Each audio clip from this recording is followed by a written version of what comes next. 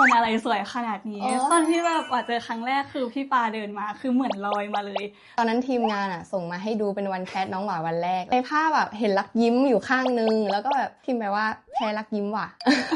ขอชอบเวลาพี่ปายิ้มทุกคนดูคือแบบน่ารักมากคือเวลาพี่ปายิ้มแล้วแบบเหมือนตาเขาจะยิ้มด้วยรูปแบบอบอุ่นมากเหมือนเวลาอยู่ต่อหน้ากล้องหรือว่าคนเยอะๆน้องจะเหมือนพรีเซนต์หน้าห้องสวัสดีค่ะก็วันนี้อยู่กับพอดแคสต์ของปลากับวาชื่อปลาเกวลินนะคะเรียนจบมาร์เก็ตติ้งมหาวิทยาลัยสงขลานครินทร์หาดใหญ่ค่ะสวัสดีค่ะวาวาพิมาดาชมพูรัตน์ค่ะจบจากมหาวิทยาลัยมหิดลคณะ ICT สาขาวิศวกรรมซอฟต์แวร์ภาคอินเตอร์ค่ะสำหรับวาคือคนอะไรสวยขนาดนี้ตอนที่แบบว่าเจอครั้งแรกคือพี่ปาเดินมาคือเหมือนลอยมาเลยรู้สึกว่าแบบใน IG ว่าสวยแล้วตัวจริงสวยกว่าค่ะตอนเจอครั้งแรกเจอในรูปก่อนในรูปน้องหวาคือตอนนั้นทีมงานส่งมาให้ดูเป็นวันแคสน้องหวาวันแรกแล้วแบบปาไม่ได้ไปวันนั้นน้องหวาแบบน่ารักมากแบบในภาพแบบเห็นรักยิ้มอยู่ข้างนึงแล้วก็แบบก็พิมพ์ไปว่าแพ้รักยิ้มว่ะ พิมพ์บอกทีมงานแต่ว่าพอมาเจอตัวจริง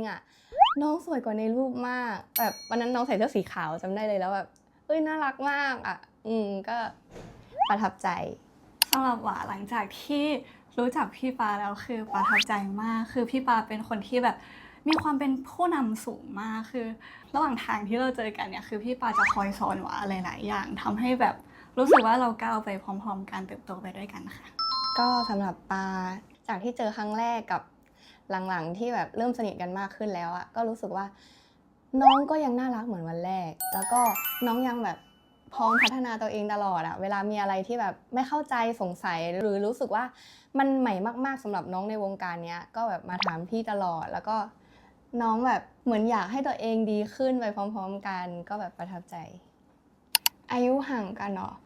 สำหรับป้ารู้สึกว่ามันไม่ได้ห่างกันขนาดนั้นเพราะว่าน้องมีความแบบโตเป็นผู้ใหญ่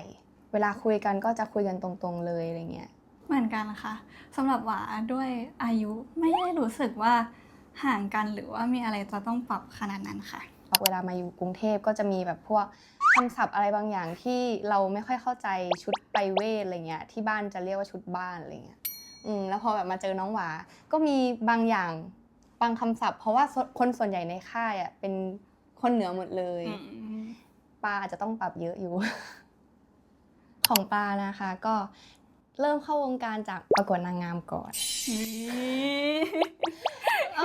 ก็มีพี่พาไปประกวดนางงามเวทีไม่ใหญ่มากเล็กๆอะไรอย่างเงี้ยในจังหวัดแล้วก็เริ่มมาประกวดเวทีใหญ่ที่กรุงเทพครั้งแรกก็คือเริ่มจะเข้ามาประกวด New Face ของ GMM แล้วก็ไทยซุปแต่ปรากฏว่าได้เข้ารอบของ New Face ซะก่อนแล้วก็ได้เป็น8คนสุดท้ายก็เลยเริ่มเข้ามาตั้งแต่ตอนนั้นนะคะสำหรับหวาของหวามีพี่ๆมาชวนให้ไปแคสโฆษณาก็เลยเหมือนถ่ายโฆษณามาเรื่อยๆค่ะจุดเริ่มต้นที่เข้ามาใน FRT เลยก็คือมีทีมงานทักมาให้มาแคสเรื่อง By My Boss ก่อนแต่ว่าตอนแรกเป็นบทของ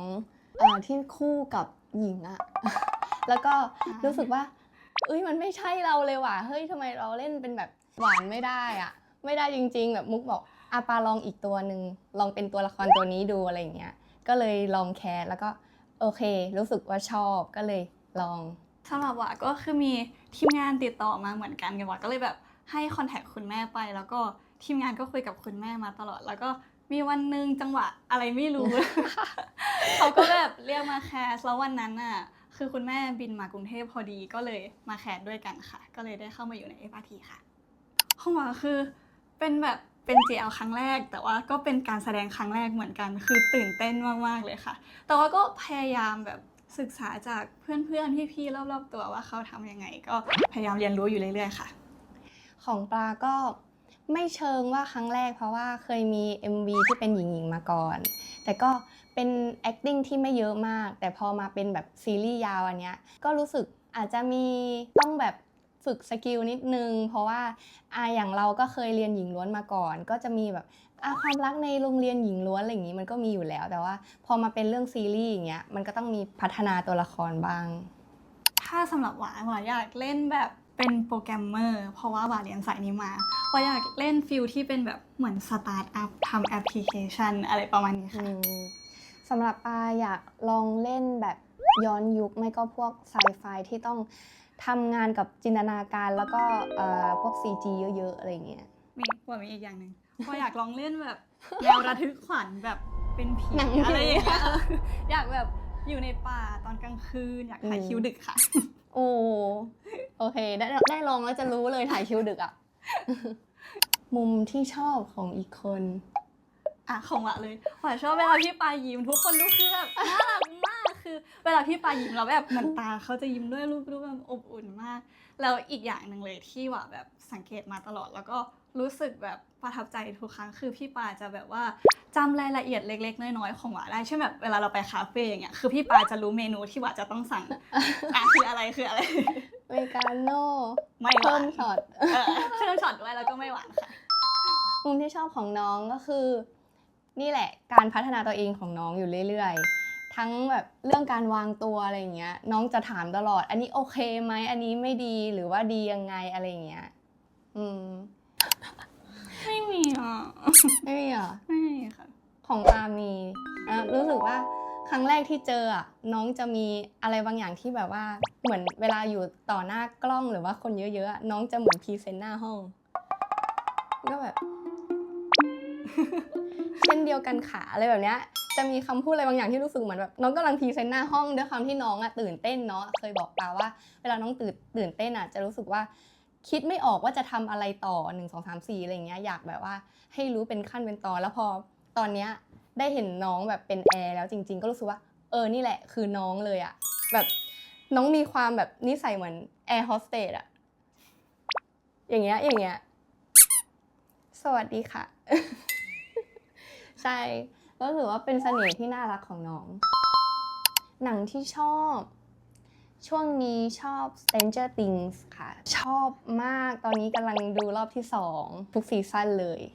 ถ้าเป็นซีรีส์ของหวาจะชอบเป็นพวกแบบแนวซีรีส์จีนซีรีส์เกาหลีแต่ว่าถ้าเป็นหนังที่ชอบหวามีหนังเรื่องนึงที่หวาดูแบบหลายรอบมากชื่อเรื่องว่า Rush จะเป็นเกี่ยวกับแบบนักแข่งฟอร์มูล่าวันแล้วก็จะมีในเรื่องมันจะมีความแบบหลากหลายอารมณ์มากมีความแบบตื่นเต้นสนุกเร้าใจแล้วก็มีความโรแมนติกด้วยค่ะนักแสดงที่ชอบตอนนี้คือที่แบบชอบสุดๆเลยคือเซดี้ซิงค์ก็คือเล่นเป็นแม็กซ์ใน Stranger Things ก็จุดเริ่มต้นที่ชอบก็คือชอบจากคาแรคเตอร์ในเรื่องนี้ก่อนเลยแล้วก็รู้สึกว่าคาแรคเตอร์ในเรื่องนี้มันตรงจริตเรามากมันมีความแบบลุยแต่ก็มีความอ่อนแอข้างในลึกๆอะไรเงี้ยก็เลยเริ่มชอบเขาแล้วก็พอแบบเริ่มไปติดตามผลงานเขาจริงๆก็เลยแบบชอบมากสำหรับหวานักแสดงถ้าเป็นนักแสดงไทยตอนนี้จะชอบพี่ก้าวสุภัสสราค่ะคือพี่เขาแบบสวยมากหวาชอบมาตั้งแต่ที่พี่เขาเล่นเรื่องฮอร์โมนเลยค่ะสถานที่โปรดชอบไปภูเขาได้ทุกจังหวัดเลยทุกที่ต่างประเทศก็ได้ถ้าได้ไปอะไรอย่างนี้ชอบมากเพราะว่ารู้สึกว่าพอเวลาไปอยู่บนยอดภูเขาแล้วมันจะเหมือนแบบโล่งเหมือนสมองมันเบาขึ้นมันรู้สึกแบบว่าผ่อนคลายแล้วก็รู้สึกว่าแบบนี่แหละเหมือนหยุดพักผ่อนนี่แหละวันพักผ่อนของฉันอะไรประมาณนี้เหมือนกันค่ะว่าก็ชอบภูเขาแต่ว่าแบบรู้สึกว่าบางเวลาก็ชอบทะเลเหมือนกันคือชอบอะไรที่มันแบบโล่งๆมองไปแล้วแบบรู้สึกสบายตาค่ะมันเหมือนที่พี่ปาบอกเลยคือมันรู้สึกแบบได้พักผ่อนมากใช่ค่ะ introvert บอกว่าแบบเป็นได้ทั้งสองแล้วแต่สถานการณ์แต่ว่าส่วนใหญ่หรือเปล่าอาจจะเป็น introvert คือถ้าอยู่กับคนที่สนิทแล้วจะพูดมากพูดไม่หยุดเลยแต่ว่า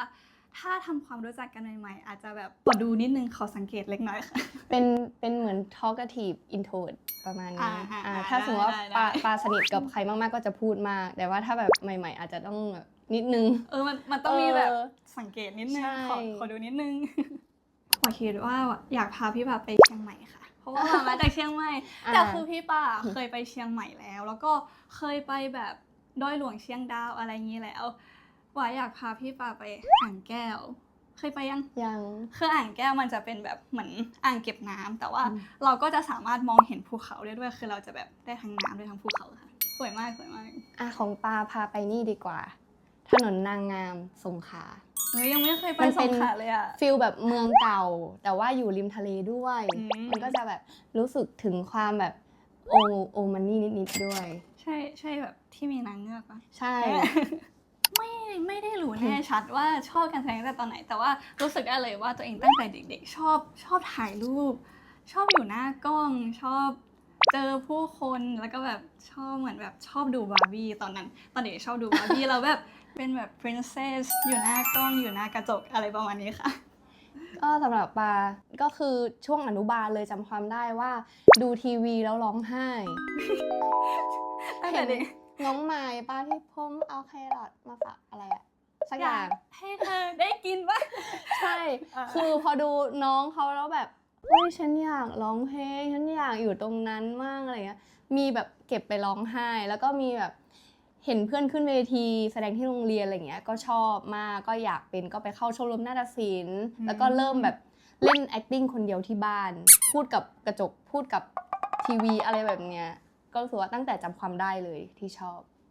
สำหรับว่าถ้าตอนนี้ไม่ได้เป็นนักแสดงคิดว่าน่าจะเรียนต่ออยู่ที่ประเทศจีนค่ะ สำหรับปาถ้าไม่ได้เป็นนักแสดงอาจจะทำงานอาร์ตสักอย่างอยู่ ไม่ก็เรียนต่อก็เป็นเรียนต่อเกี่ยวกับ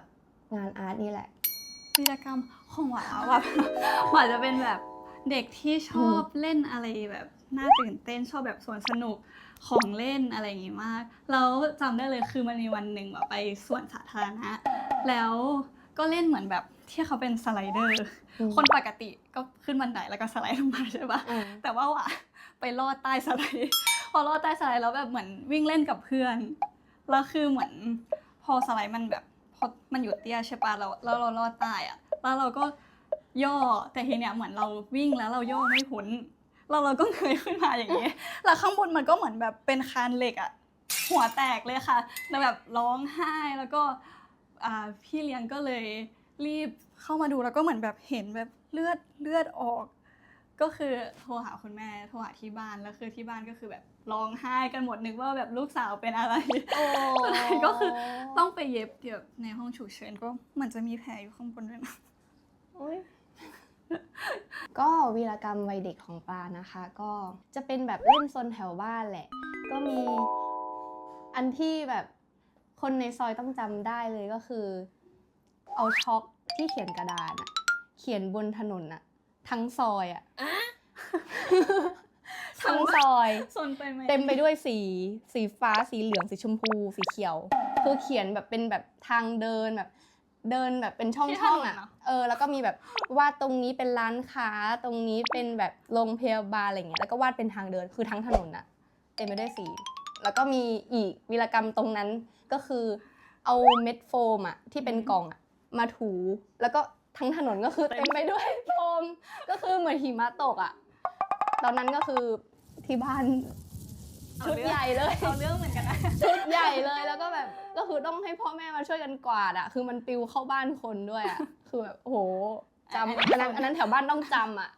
น้องปลาก็เร็วๆนี้นะคะจะมีเรื่องเชสค่ะก็น่าจะออนแอร์ประมาณกลางปีรอติดตามด้วยนะคะแล้วก็เรื่องของเราสองคนเป็นเรื่อง By My Boss ค่ะยังไงก็ฝากติดตามด้วยนะคะคือช่วงนี้เห็นพี่ปาถ่ายเชดก็อยากให้พี่ปาพักผ่อนเยอะๆค่ะจะได้เฟรชทุกวันค่ะแล้วก็สำหรับแฟนๆยังไงก็อยากให้ตั้งตารอติดตามชมซีรีส์ของพวกเรากันนะคะ ก็พี่อะ100%กับน้องมากๆแบบเต็มที่ก็อยากให้น้องอะเชื่อใจไว้ใจแล้วก็เดินไว้ด้วยกันนานๆ อยู่แล้ว แล้วก็ฝากถึงแฟนๆนะคะก็ฝากติดตามพวกเราแล้วก็ค่าย FRT ด้วยค่ะรับรองว่าจะไม่ให้ผิดหวังแน่นอน